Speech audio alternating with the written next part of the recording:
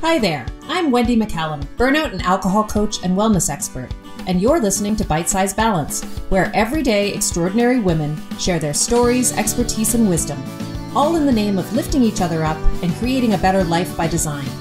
Whether it's wellness, career, relationships, food, alcohol, mindfulness, hormones, or parenting, we talk about all things women's balance.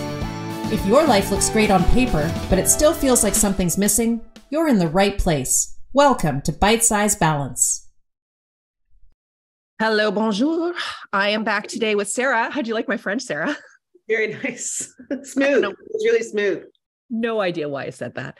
Well, we are in Canada, so there's that. We're here today to celebrate like a really actually very exciting milestone, which is that when this episode airs, this will be our 100th episode. We are recording it. Yay!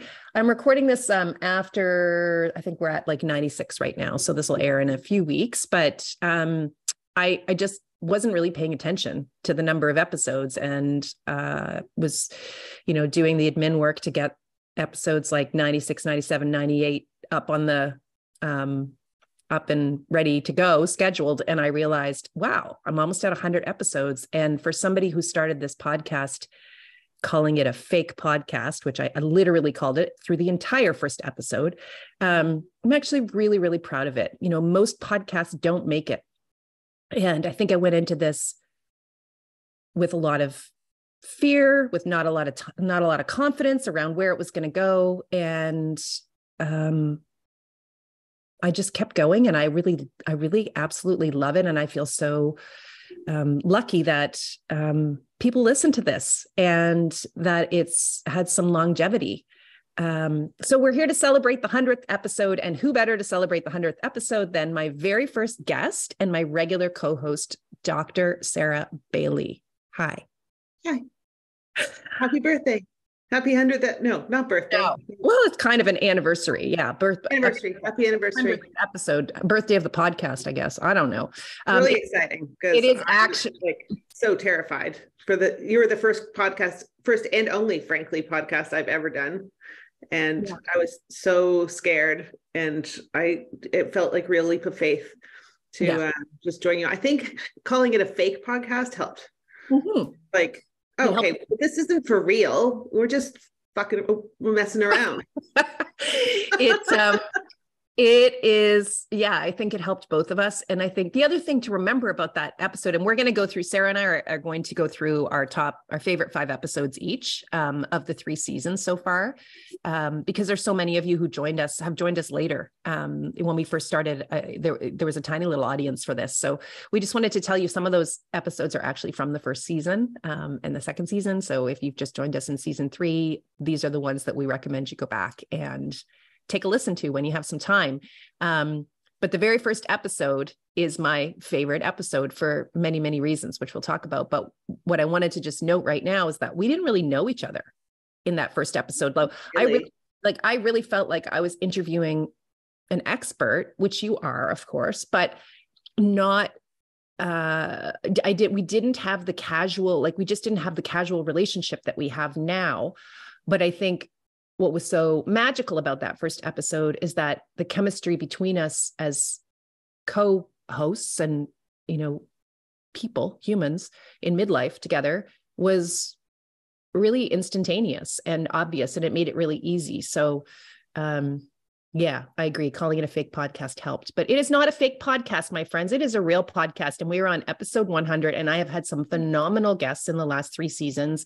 And I want to start out by saying thank you to everybody who listens to this podcast. Thank you to everyone who responds and sends me notes. I get notes every week on the podcast from people saying, oh, I love that episode, or thank you for talking about that topic that we aren't talking enough about, or learning this thing was just a game changer for me. I love getting those responses. I also want to say thank you to everybody who's taken a minute to go and rate this podcast and provide some feedback, either on iTunes or on Spotify or on Google or wherever you're listening to this podcast. We have 57 starred reviews. I think they're all 5 stars except one, which is a 4-star. So that's pretty amazing. And we also have loads of written what do you call them? Reviews, I guess, from people. And honestly, some of the most popular podcasts have hardly any reviews or ratings. So I appreciate all of you who have taken the time to go and do that. And I really want to ask you, if you're here listening to this 100th episode and you've been listening to this show for a long time, or maybe just a short time, and you really enjoy it, if you would just do me a really solid favor and go and review the podcast, give us a starred rating there. It's so helpful when it comes to getting people, other women, to stop on this podcast and actually take a chance on it. And I don't spend money on marketing this podcast. I don't have ads on this podcast. You've probably noticed that, even though I'm on season 3, even though I get approached by people asking me if I would be interested in promoting their products on this podcast, I consistently say no, because I'm committed to providing an ad-free podcast space, because ads drive me bananas. And that's not why I started this podcast. It wasn't to make money. It was to provide valuable content for free and to have the conversations that are missing out there for women in midlife in a public way so that everybody can access it, including that, group of people for whom coaching is just not affordable. So I'm really passionate about continuing to do that and continuing to do that in an ad-free space. And so I rely on you for word of mouth. I rely on you for reviews and starring to keep this thing going and build this audience. It's so, so important. And I would really appreciate it if you would just take a second and go do that. You just have to go visit the show on iTunes, not the episode, and scroll down to the bottom and you'll see a place where you can leave a review. And you can leave a review on the other platforms as well, as I said. One other little thing about that, that I always forget to say is that if you're listening to this podcast, you know that writing has become my thing. I love it. I kind of want to publish something someday. And in order to do that, it would be very, very helpful to me from the perspective of selling a project to an agent or a publisher if I had a really big following and a really great platform that I could talk about the book. And this is quickly becoming that. So the more you help me spread the word about this podcast, tell your girlfriends, your sisters, your moms, your kids, about your older kids, your older daughters about this podcast, the quicker this platform will grow for me. And that's also really helpful from like a purely selfish perspective for me. I really want to I've got this project that I think is really great and I want to get it out there, but you kind of have to have some celebrity status these days to publish anything nonfiction, I'm learning.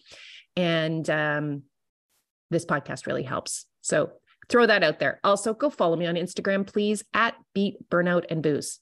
So easy. Go follow me if you're not following me there. I'm not a spammy poster. I do post good content. I'll remind you when the episodes are coming out on this podcast, give you little clips of them so that you can get a sense of whether this is an episode for you or not. Again, it's at Beat Burnout and Booze. Okay, that ends the promotional portion of this podcast. Thank you everyone for listening. I think before we get on to the 5 episodes that we each want to kind of celebrate and talk about a little bit, some updates. Sarah, you have some exciting stuff happening and I want to talk about that. Yeah, I dove in and the first thing I did is in the spring, I think I mentioned this on another podcast, but in the spring, I decided to take this sort of introductory course for coaching training. And with CTI, which is a coaching institute, I guess, where you did your training as well. Mm-hmm. Anyway, so I did that and I was pretty lit up by it. I really felt, despite the fact that it was a lot of learning for what I felt like was an old brain, or a brain unused to learning a lot of new content, it was really energizing. And then it took me a while to commit to doing the intermediate level training. And so I finally jumped in and I did the first level last weekend. And it was fantastic. Loved it. And it feels like a really good fit. It feels like intuitively I know how to, it feels like it's, I don't know. It's just, it just landed. That's the only way I can really say it just landed. And I think it'll be a nice addition to my current practice. And then it will be it'll be a nice adjunct as well. So like a, something else to do on the side. So Yeah, I'm excited to see where it goes, and just kind of, I'm trying not to be the racehorse and jump ahead and see what it's going to look like in 5 years, and just remember that I need to learn and practice and do that for a while, and then who knows what it looks like on the other side. But it feels pretty exciting to be doing something new. yeah.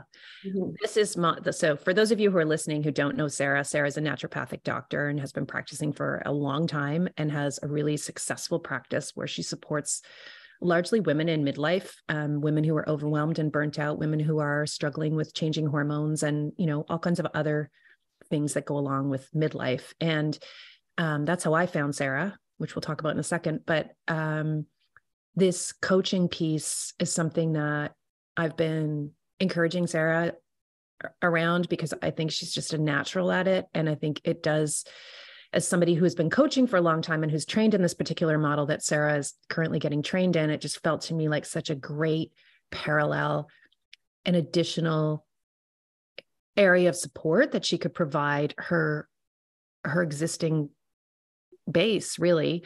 Obviously, coaching is completely different from what Sarah does as a naturopathic doctor, but at the same time, there's lots of overlap. And so I'm so excited for Sarah because I've been, on this journey with her, and she's been, if you listen to Pet Peeves a few episodes ago, you'll know that I've been on this journey with her as she is taking her courses, and she's constantly providing me with feedback about them and telling me, what's going well and what she loves about it. And we talk about it when we're out for walks at night. And I'm super excited. I'm also, I'm trying to encourage Sarah to start thinking about whether there's a way for us to work together down the road, because I support women in burnout all the time in my practice. That is my focus. And I am in this really awesome place where I have too many coaching clients. I can't fulfill the need which says something about women in midlife and burnout and how common it is, and these issues that we talk about on this podcast, how universal they are. But I'm super, super busy in my private practice, and I have other things that I do as a coach that I love doing, including like public speaking, corporate wellness. And then I run a business program for new coaches that is amazing and just totally lights me up. And so I don't have time to do all of the private coaching anymore. And Sarah and I have very similar mindsets and approaches and philosophies. And I think we can do something really cool together going forward. So we're exploring that, and I'm excited about that. And I know that she is going to make a phenomenal coach. So that's exciting. Congratulations. Yeah. It feels like the missing piece of what women are offered in midlife. Yeah. And need. It feels desperate. The need feels desperate. So, and it might even be a time for us to reboot the WTF program, which we did a few times one year and absolutely loved it. I had a great experience, amazing feedback. It was called WTF, which stood for Women Talking Frankly, but also what you think it stands for. And it was about the missing conversations in midlife. And we really focused in on our combined expertise around my coaching and, some of the mindset shifts that are required and some of those struggles that women find themselves in from an emotional and life stage perspective. And then Sarah's expertise around the hormonal piece and supporting women's physical, emotional, and mental health through midlife and perimenopause and menopause. So that was a great program. And maybe some new iteration of that will come down the road for the two of us. Once you're a certified coach, I can see that there's like incredible potential there for us. So that's exciting. I want to give an update on my life, less cheery than Sarah's, which is that I am so over this bloody clock change situation in the fall. Every year it hits me hard. And I just want to talk about it really quickly because I know I'm not alone in this. And I mean, maybe there's a whole episode around this, but for today, I just want to say it is November 11th that we're recording this podcast. Again, my son Duncan's 19th birthday, also Remembrance Day. But the clocks went back, I don't know, Sarah, last Sunday morning, I think.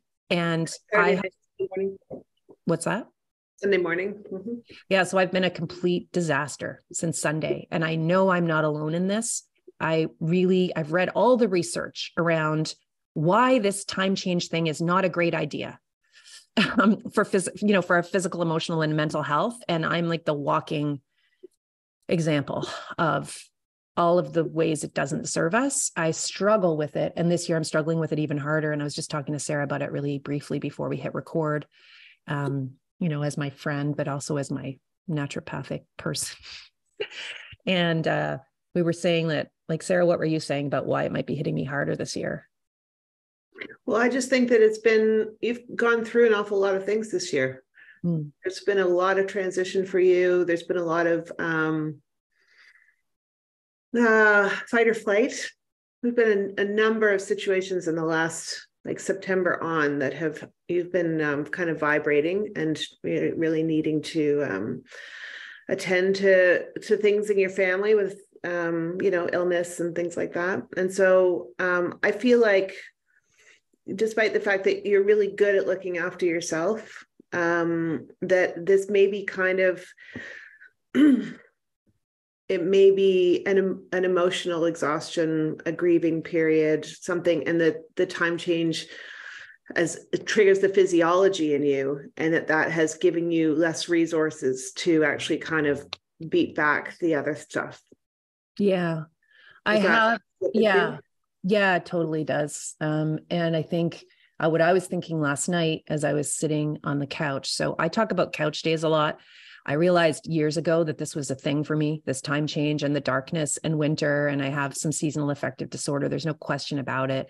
I take vitamin D every day. I take more in the winter. I make extra efforts to exercise and get sunlight and do all the things and embrace Hygge. For those of you who remember the early years of this for me, I talked a lot on social media about how I was really trying to embrace, like, the darkness and make it cozy and feel warm and feel good and all the rest of it. And, like, lean into that idea that we're really animals meant to kind of hibernate a little bit in the winter and that it's okay to do less and all of that stuff. And I'm doing all of that right now, but it feels different to me. It feels physical in a way that it hasn't felt physical. So it's always felt, it's not exhaustion as presents in, like, a clinical depression. It's different for me. It's always been different for me, I guess, in the past, where I haven't felt physically exhausted. It's a mental shift. It's an emotional thing. I struggle with my mood, but I still have lots of energy and I'm doing all the things. This feels more physical to me this year, which is why I talked to Sarah about it and why I'm paying attention to it. And why I wanted to talk about it today. Because I'll follow up, probably go in and see Sarah, in the clinical setting and actually talk to her about this and try some new and different therapies and approaches to it. But Sarah, I've talked about this idea of, like, a couch day before, which is something that was coined, like, years ago in January when I called my husband and I said, I don't know what's going on, but I'm on the couch and I can't get up. And for a while, I felt really guilty and bad about that because it felt like I should be being productive and doing things. And then I realized, no, you know what? This is actually probably just what I need. And I started giving myself permission to have those couch days. And there have been some times when I've canceled clients and changed my work schedule because I'm feeling that way. But Sarah referred to it last night as feeling couchy, which I thought was the best. And it's now my new word for this, how it feels. I'm feeling couchy right now. And it's a different kind of couchy in that there's this last night, I was sort of sitting on the couch and I was thinking, I don't know if I can get up, even though I knew I could get up. And it wasn't a physical, like, I can't get up because I don't physically have the energy to get up. It was like, I don't think I want to get up. And the last time I remember feeling it that viscerally and physically was after Georgia was born. And of course, for just a reminder, I had another infant at the time. So Duncan was, at the time that this happened, Duncan was almost a year, maybe around 11 months. And Georgia would have been 7 months because they're 4 months. No, she would have been 4 months because they're 7 months apart. I don't know if I did that right. Anyway, I had two little babies. And I remember sitting downstairs in the chair in our 4-level split. They were both having naps and somebody woke up and was just wailing. And I just remember this very conscious thought, which was, I don't think I can get up. Like, I don't think I can physically go help that child. I did, just so everybody knows, I didn't neglect my child. I did eventually go help the kid, but it was the first time I'd felt that physically. And I just happened to I just made partner at the law firm, and I got this as part of that, this big like insurance related partner physical, which was this huge workup where they tested and looked at everything. Took like a half a day, and they discovered that my thyroid had completely burnt itself out. And that's why I was physically feeling that way. So I do have a rec for blood work. Before Sarah asks me, I am getting my thyroid checked again. It doesn't feel thyroidy to me as somebody who's had a thyroid issue now for 18 years, since my daughter was born, but it might be. So I'm getting that checked out, and I'll check out my iron and my B12 and all the rest of it while I'm at it. But something feels different this time around. And I just wanted to mention it because I think we need to talk about this more. And I'll keep talking about it on the podcast as we go. Anything you want to say about feeling couchy, Sarah, before we move on? Well, I always encourage couchiness. Often on my prescription pad, if you will, I write do nothing. Yeah. And or restorative activities only.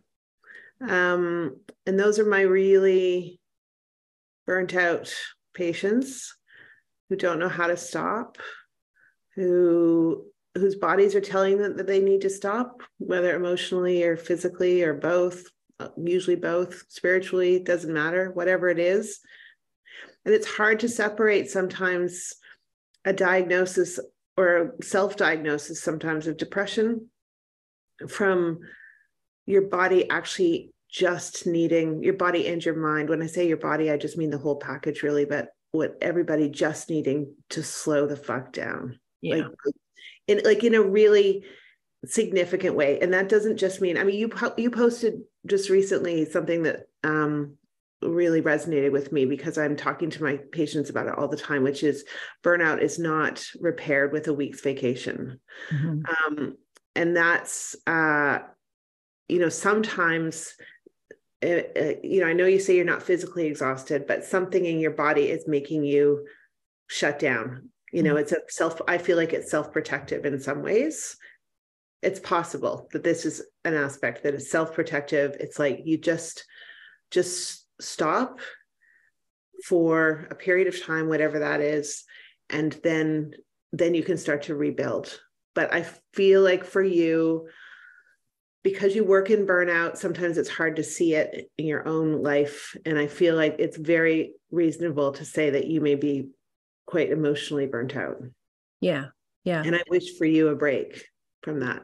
Yeah. Thanks. I agree. There's been a lot. It's been a very emotionally trying and not trying, that's the wrong word, because I wouldn't change any of it, but like a demanding few months. So agreed. I would argue year, but anyway, yeah. I'm just going to put that in there. Yeah, you're probably right. Okay, we're going to get on to our favorite 5 episodes. So again, on our 100th anniversary celebration of Bite Size Balance, we're each going to go through 5. I'll start, and I made some notes so we can get through this in a fairly efficient way, which I say all the time, and then we are not efficient. That is not our strong suit. Okay, for sure, one of my favorites was episode 1.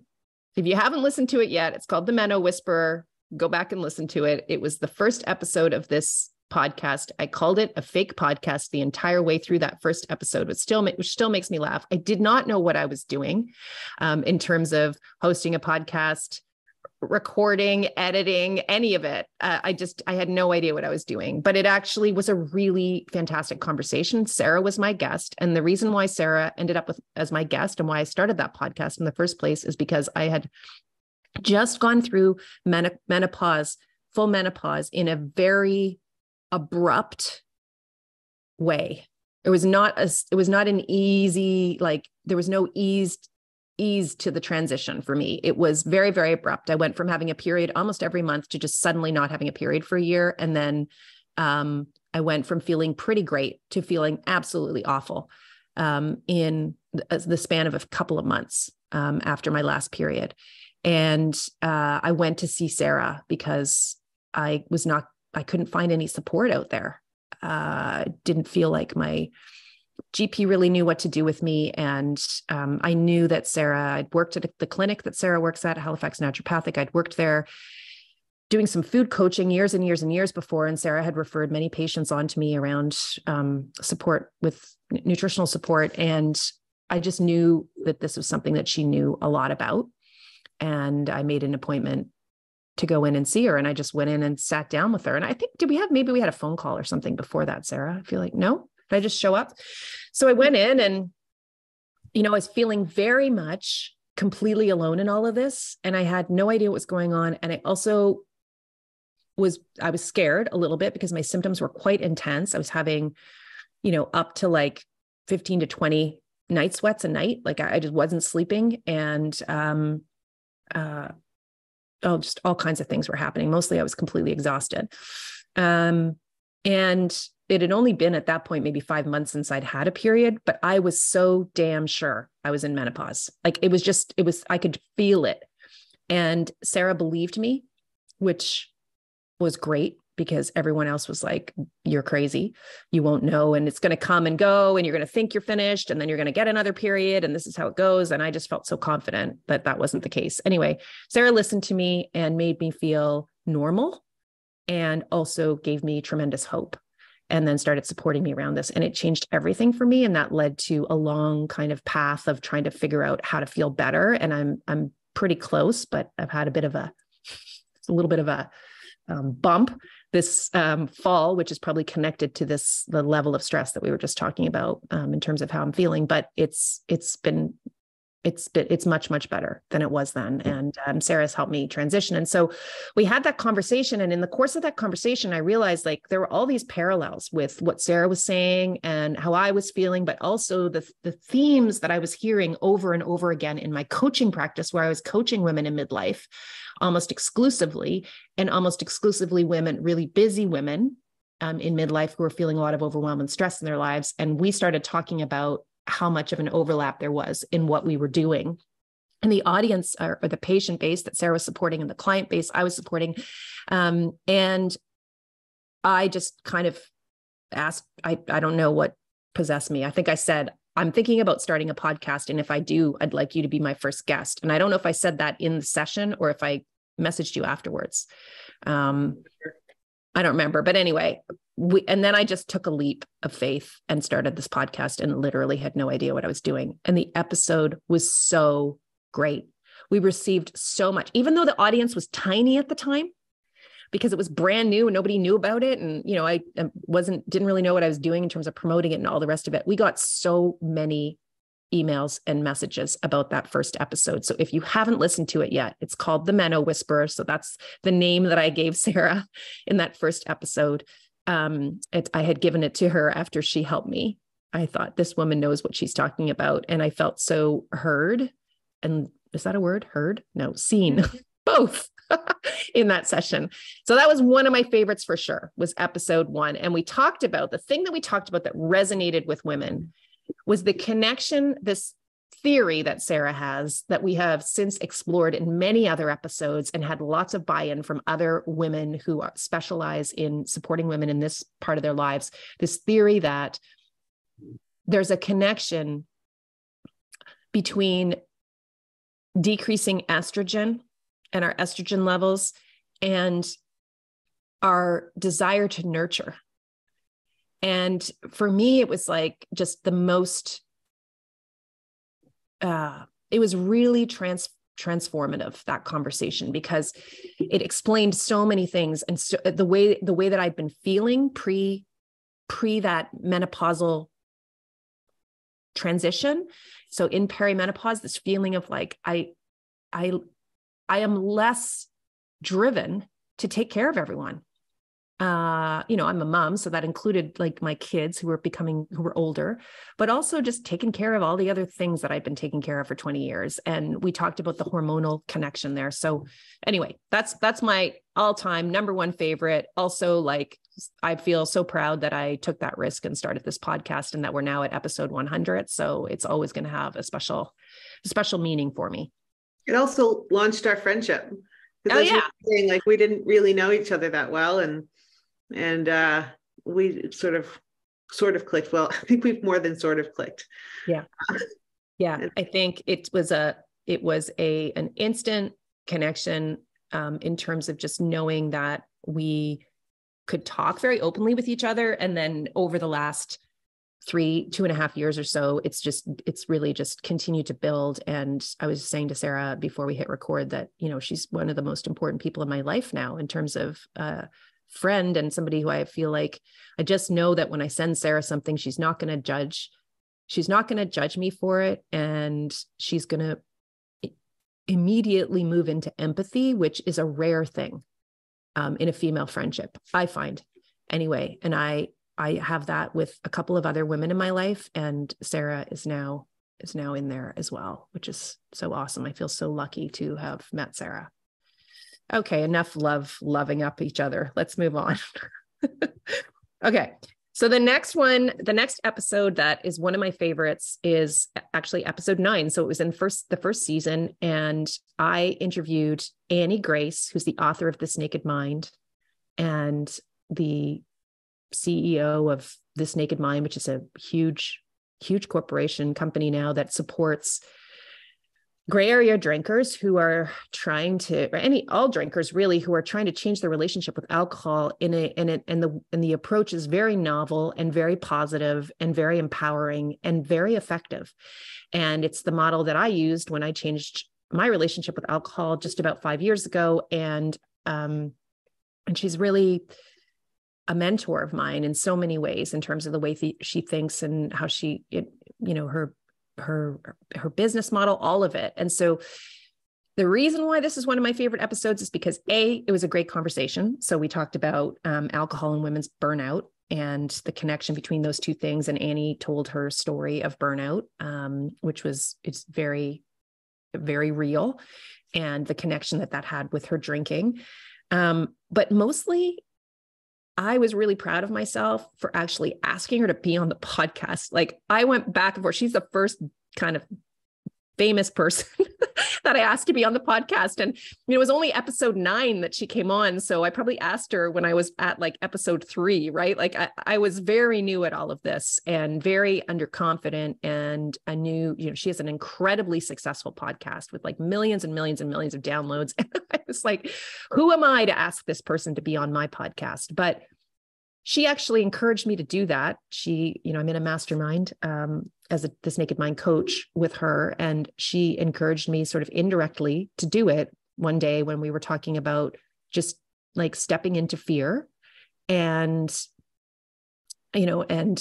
doing the thing that feels like the scariest, but also feels like it could be the most meaningful for you. And at the time it was getting her on my podcast.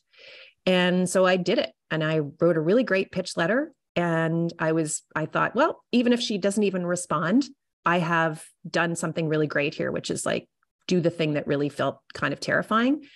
And lo and behold, I got a response back saying she'd love to be on the podcast. And she ended up coming on, and we had an amazing conversation. And I was, nervous. I don't usually get nervous. I'm not nervous anymore as a podcast host, but I was nervous for that one. But it was great. And if you haven't listened to that, you want to listen to episode 9. If you have been questioning your relationship with alcohol, even in the slightest, or you're noticing that you're drinking more because you're stressed and your overwhelm has increased. There's some new statistics this month about women's drinking. I don't have them offhand, but it's pretty dramatic, the increase in women's drinking during the pandemic, especially women in our age category. So that's a great episode. That's episode 9. So that's my second one. The third one is episode 35, which is when I had my sister Megan on, and we talked about life in the sandwich. And we talked about our experience with supporting my mom and my dad through his degenerative illness, which was called Lewy body disease, particularly in the last couple of years of his life to his death. And we did that episode because so many people who listen to this podcast are in that place where they're starting to have been caring for a long time for an aging or ill parent or relative, and are also taking care of kids. And that's where we both were when we went through all of this. And we wanted to share our learning from that, the things that worked really well for us, the lessons that we learned that we wish we'd known before, the tips and tricks that we used to keep ourselves together through that and not completely burn out, and take care of everybody that we needed to take care of during that period. And I think it's a really, really helpful episode for anybody who's there, who has been there, or who is anticipating that they're going to be there. So that is episode 35, and it's called Life in the Sandwich, and it's with my sister, Megan, who is also one of my best friends. So it was really fun to have her on the podcast. The next one that I wanted to highlight is episode 37, which was also with someone called Megan, but this is my other Megan, as I call her. So my best friend's name is Megan. We've been friends since we were 18. She is something. I don't even know how to describe her, but she agreed to come on and help me tell my story of recurrent pregnancy loss, which was a really tough one to tell. But I thought it was really important to share it on the podcast because, again, it's one of those missing conversations for women. We are not talking about it enough. We don't talk about infertility. We don't talk about miscarriage and pregnancy loss. And I have a story around that, and it's, equal parts devastatingly sad and really, really joyous. And that episode was a special one for me to record. I was nervous in that one. I get a little nervous is not the right word, but it's hard. It's vulnerable when you're sharing the truth about things that you've gone through that have been hard, or, things that maybe you wish you could have done differently. But I really loved that conversation. And I loved the fact that she was the person who helped me kind of make my way through that conversation on that podcast. So that one was called, I think I just said what it was called, Pregnancy, Loss, and Grief, Wendy's Story. And that's episode 37. So that was one of my favorites to do. I'm being selfish here in that I'm just really talking about the ones that I really loved doing. There's so many great episodes with wonderful guests who had so much to teach, but these are really personal to me, these episodes that I'm talking about.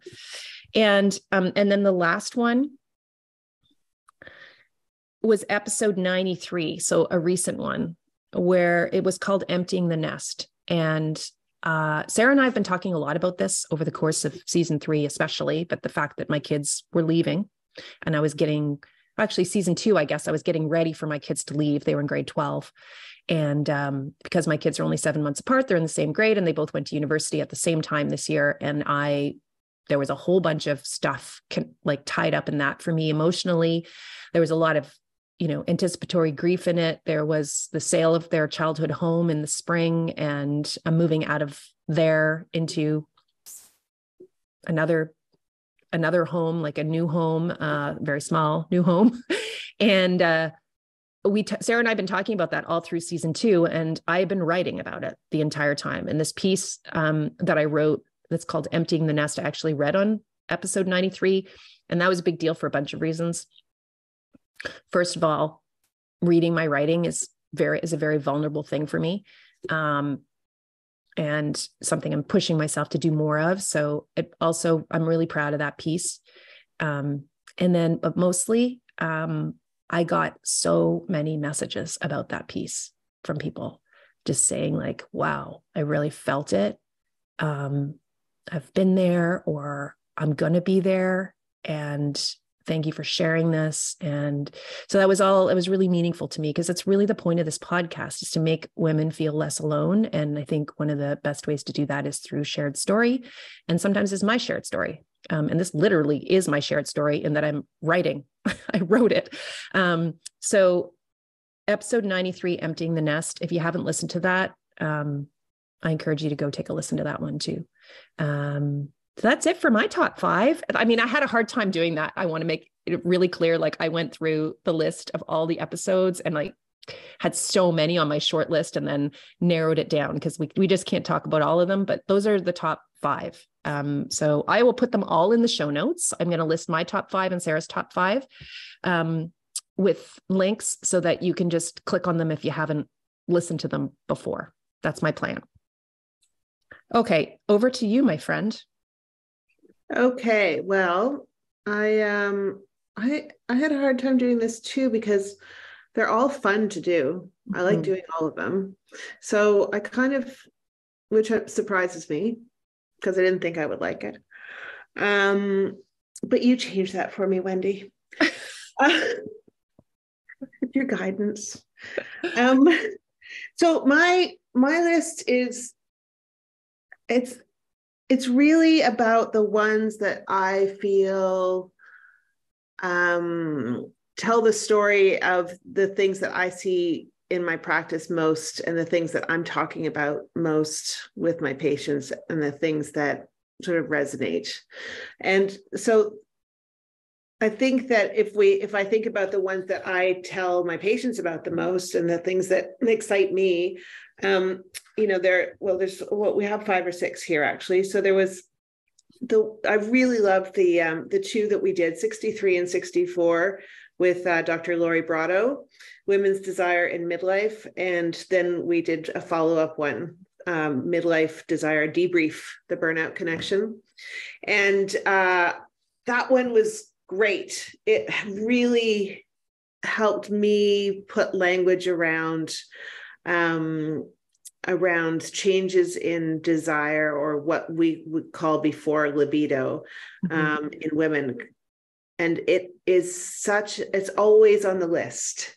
It's always when I have a list on my intake form of chief complaints, the things that people are most concerned about. Desire, loss of libido is always on there. And so for me as a practitioner, and also as a human, it gave me different language to use around it. And we talked about spontaneous and responsive desire, and how they are different, and how we have to nurture desire as if it were just as important as all the other things in our lives, instead of anticipating that it will just be there forever. And that the loss of it is some sort of failure, which I think a lot of women are frustrated with or confused by. And 100%. I mean, I think for me, sorry to interrupt, but I think it's so important to let people know about this episode, to let women know about it if you haven't listened to it. These 2 episodes that we did together on this topic of women's desire in midlife were so helpful to me and to Sarah, 2 people who actually know a fair bit about this stuff. Really, really helpful to talk to Dr. Brotto. And for me, the most valuable piece of talking to Dr. Brotto and then having the follow-up conversation with you was in having the conversation, period, and recognizing, oh my gosh, everyone is feeling this way in midlife. This is so normal for women. This is actually biological, and it's normal, and it's not a failure. It's just something that happens. And also it's not hopeless, and there are things you can do, but also recognizing the difference between spontaneous and responsive desire, and that, you can kind of let yourself off the hook if you're not spontaneously feeling like you want to have sex 24/7. Yeah. You can let yourself off the hook because no one is. Yeah. Or it's very unusual. Okay. I don't want to say no one because that's not true. But I think in my experience, talking to my girlfriends, and this has really opened up for me some confidence to have this conversation with other people. It's really, really common. Yeah. And to feel this way, and to notice a shift in that when you're going through, perimenopause and certainly postmenopause. Also burnout, frankly. And burnout. Yeah. I used an example where it's so we are animals, right? And when you look at populations of animals who are under stress, so drought or predation, or, they've loss of home, or loss of, what's their home called? Habitat. When you look at groups of animals who are under stress, they stop reproducing, as a biological security, so that they're not wasting energy. Their bodies change their hormones so that they don't reproduce anymore. And so when we are burnt out and when we don't have resources, it's not so much that, all the hormones go away, but the body is definitely not prioritizing feelings of desire. Right. And that's okay, because that actually is in some ways a waste of resources when you're burnt out. Right. You know, I mean, it may feel like it's another thing on your to-do list. Right. Right. And so it's important to recognize that it's a thing that if we were really having these conversations, you would find, I'm guessing, upwards of 90% of women. There are a small group of women who have an increase in libido around menopause, but I would say 80 to 90% of women, honestly, they say to me, I could care less if I ever have sex again. Right. And it's very real for them, but it also doesn't mean that it's hopeless. And this is what Dr. Brotto was so helpful with, is that, okay, we just have to reframe it. We have to look at it a different way. We have to plan. We have to have conversations with our partners about it. We have to, or if we don't have partners, then we just, we approach it in a different way than we did before. Mm-hmm. So, and we also talked about in the debrief episode, I think the piece that we really wanted to spend more time on after that conversation with Dr. Brotto, and this came up with her, but we didn't have time to really get into it. And you and I, after we reflected on it and talked about it privately, thought this would be a great episode on its own, because we really focused in on that piece about like letting yourself off the hook if you're overwhelmed and burnt out with all the other stuff, and how the connection between that burnout and overwhelm and how that can impact your desire. And then it's actually some practical, realistic strategies, for lack of a better word, you can start working on. And I think for a lot of people, that was a real relief to hear that conversation and to recognize that connection. Like we were talking about the whole, like, it's really hard to feel desire when you have dirty dishes in the sink, a pile of laundry in the corner, and a bunch of like tests from your students that you haven't marked yet, sitting on the bedside table. Like, and then you're also in midlife and you're tired because you're not sleeping really well, or, you have other physical symptoms of shifting hormones going on. So that follow-up conversation, I think, was also, for me, was a really important part of the conversation to have. Yeah. I loved both of those episodes too. I think Dr. Brotto's awesome. She has a new book out, by the way. Oh, does she? Yeah. I think I just saw it. I just saw it on social media. That was a really, really great conversation. So again, that was Dr. Lori Brotto, and she works with the, I'm not going to get it quite right, but she's at UBC with the sexual and reproductive health or something, department. And she is the author of several books. So those were great. Agreed. Okay. That's those two. They are kind of a package. So also on my list, and they're all related. That's the things. They're all there's sort of a common theme, in which is burnout. The No More Fucks to Give. Oh yeah. That still makes me laugh. That song makes me laugh. Just looking at his face makes me laugh. We have to tell people what that's about, because no one's, if they haven't listened, it's episode 48, and it was called No More Fucks to Give. And it was our most popular episode for sure to date. Women love it. If you haven't listened to it yet, listen to it, share it with your friends. It's going to make you laugh, but it's also going to make you feel seen. You're going to feel way less alone in the fact that you have a whole lot less fucks to give right now as a woman in midlife than you did 10, 20 years ago. So Sarah, tell it's okay. Yeah. Tell everybody how we got the name for that podcast and how it came about, Sarah. Well, I can't remember who sent whom. You sent it to me, I think. Okay. So there's this guy on YouTube. I can't remember his name. You'll have to go to the episode to find out. Guy on YouTube. I'm sure if you Google No More Fucks to Give video, it'll come up.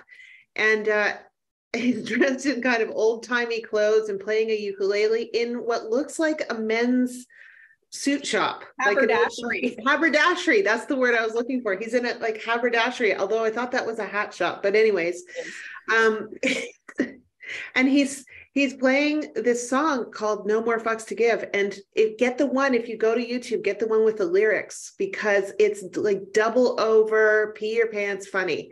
Yeah. And it's basically about how you're just like, how, well, you're just over caring about what other people think. Over caring about anything. Like you're over caring too much about stuff that doesn't matter, and you're done with it.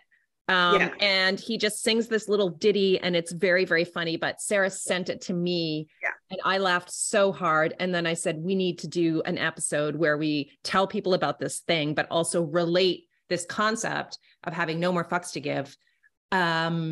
As women in midlife, we have to talk about that more, because this is the way Sarah and I had been talking about how we were feeling this way for a long time privately. And we decided to do an episode on it. Yeah. So we did the episode.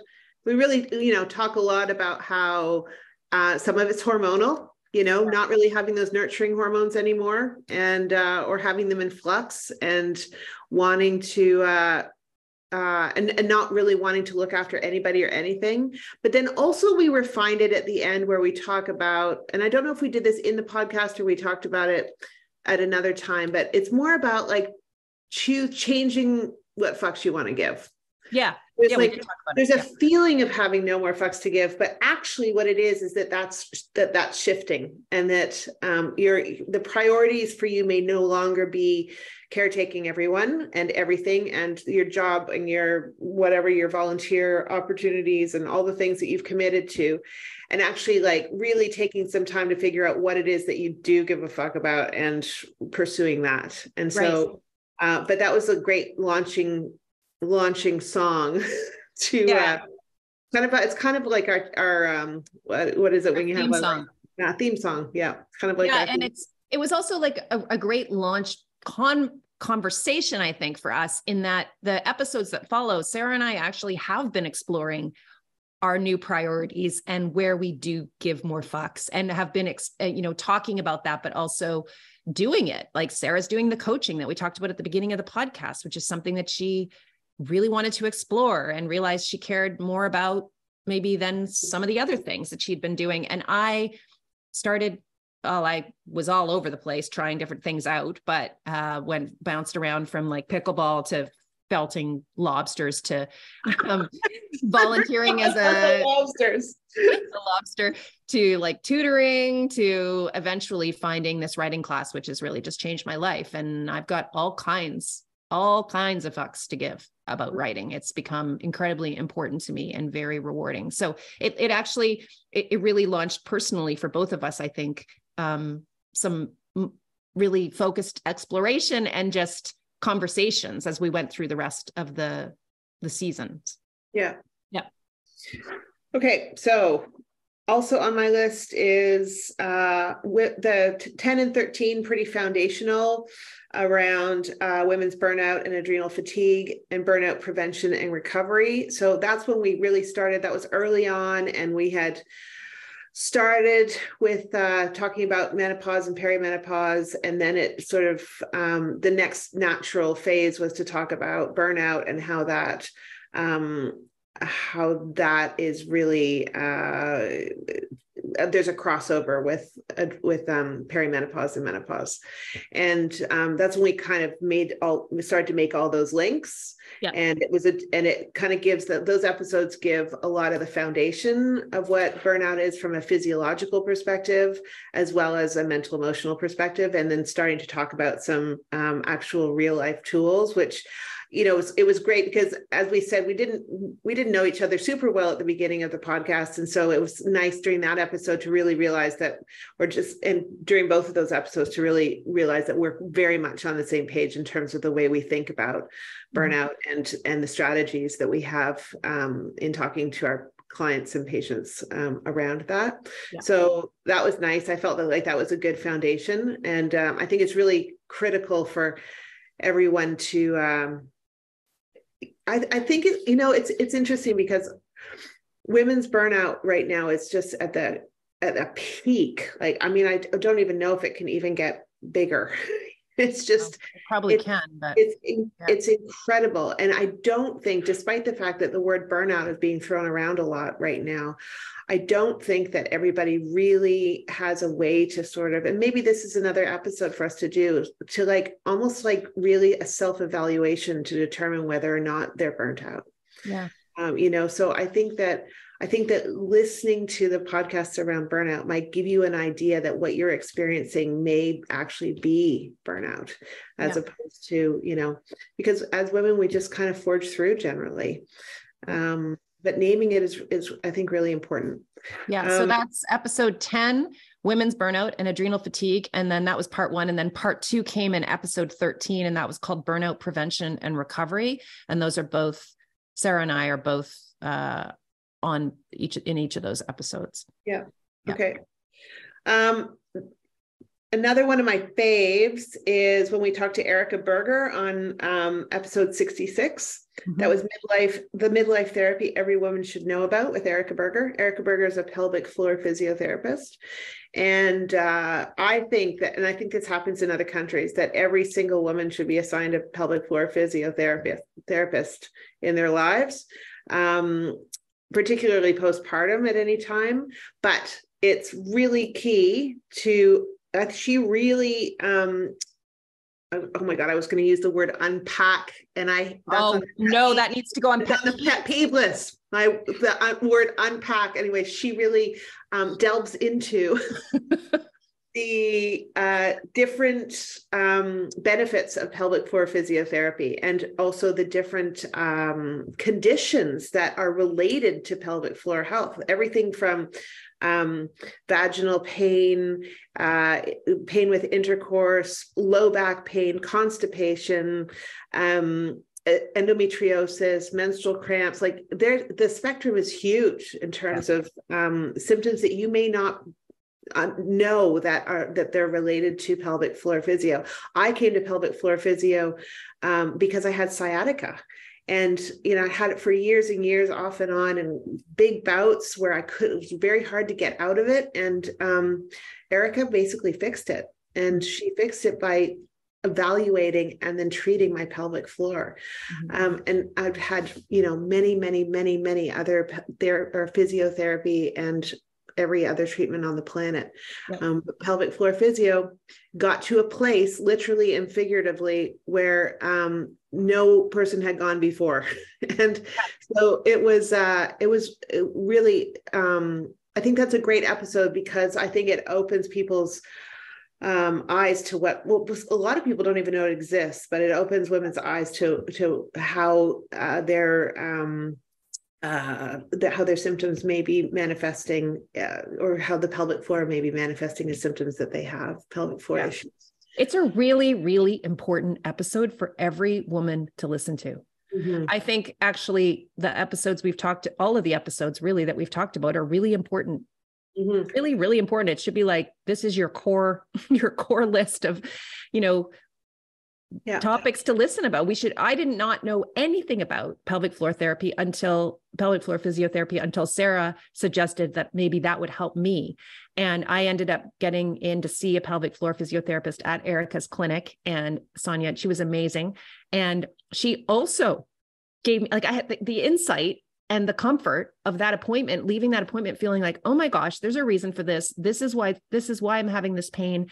This is actually fixable and totally normal and common. And just that understanding that I had of the pelvic floor musculature, is that the right word? Musculature and the tissue, the soft tissues, and how it's a huge part of our body and our physiology that we just ignore as women. And so I found that to be a really great episode to do, because I had, by that point in time when we interviewed Erica, I was like all in on the power of pelvic floor physiotherapy for women and the importance of talking about it, because we just don't talk about it. So I agree with you. That was a great episode. Yeah. My final one is the key to midlife happiness, which is number 91. And that one was about the death of ambition. And I think I read an article in The Guardian and thought we should do an episode on this. Mm-hmm. And I love that one because I feel like it gives permission. I feel like it gave me permission. And also, you know, I've talked to people since who felt like that episode and that article gave them some permission to not do so much. That it was really like to really evaluate what this ambition is about, yep. You know, what we're schooled in, and to see how much it's actually serving us. Yeah. And I really thought that was an important one. And I'm sure there's more along those lines to talk about. Yeah, for sure. That's a conversation. It comes up a lot in our other episodes where we talk about, you know, the price of productivity and how it's become, you know, many women's currency, and it's become a marker of and a measure of value for us, and how costly that can be, you know, at the end of the day. And I write about this as part of my writing because I for sure was caught up in that. And in some ways still am. Like it's a deliberate unwinding, and it's a hard one to unwind when you have been raised, you know, maybe in a family, but mostly in a society where that has become a real marker of our value as women, how much we do. And you're busy. Yeah. And we've lost our ability to be. And I think we were talking about that balance between doing and being, and how important that is, and how easy it is to lose it, and how that how that plays out for women in terms of things like burnout and overwhelm and unhappiness and resentment and unfulfillment and all of that. So that was episode 91. And it was called The Key to Midlife Happiness, but really it's about the death of ambition. That's really how that one kicked off. Mm-hmm. Well, that's awesome. We got through all of that in 1 hour, and so far 1 minute. It'll probably be longer than that because we can never get these things done in an hour or under. Sarah and I try every single time. And there's always this like lighthearted banter, like, I don't know how we're going to talk about this for more than 20 minutes. And then here we are wrapping up at the hour-ish mark again. Well, I want to end by saying thank you for everything. Thank you for agreeing to come on that first podcast and, you know, be scared with me on that very first episode. And thank you for showing up over and over again when I ask you if you can come and help me with a topic, or talk about a topic with me, or interview a guest who I think would be really valuable to have you there as well for. I consider Sarah to be my co-host, even though she's only here once every 4 or 5 episodes or so, but I love our conversations. They're hands down my favorite part of this podcast is the relationship that has come out of it that I have with Sarah, and the episodes that we record together. We always have fun. If you want to hear the difference between where we were when we started in episode 1 and where we are now, listen to the Pet Peeves episode that I think is episode 96, maybe just a few episodes ago. That'll just show you how close we've become, and how in alignment we are as humans, I think. And we balance each other out too. We do a good job of balancing each other out. So thank you, Sarah. Thanks for today, but thanks for all the other episodes. And I appreciate you. Well, I appreciate you. I appreciate the listeners. I appreciate the podcast. I would never have done this on my own, as you know. Mm-hmm. You've allowed me to stretch, and I appreciate that. And of course, like, hands down, the relationship is the number one part of it. So pretty great. Thanks to all of you for listening. We appreciate you, and we'll be back. I don't know when the next one is Sarah will be back for, but I'll be back next week for sure with episode 101. You've been listening to Bite Size Balance with your host, Wendy McCallum. As a burnout and balance coach, I help busy high achievers like you create a more balanced, joyful life. Ready to create a life you don't want to escape from? Download your free Blueprint for Change now. This incredible workbook includes some of my favorite coaching tools and will help you get clear on what you need more and less of in your life. Grab it at www.wendymccallum.com/blueprint.